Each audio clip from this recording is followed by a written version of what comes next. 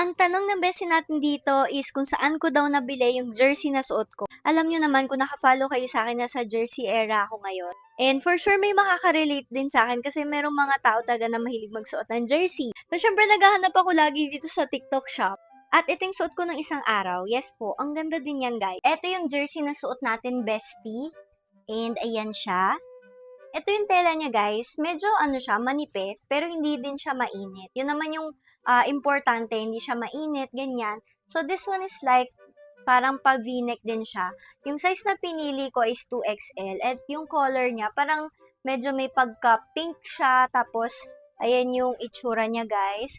Ang hindi ko lang medyo bet dito, ito, medyo na-scare ako dito.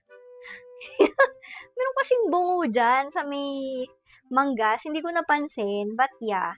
Tapos guys, ito naman sa kabilang side. Actually, nako-customize to. Like, ilalagay nyo din yung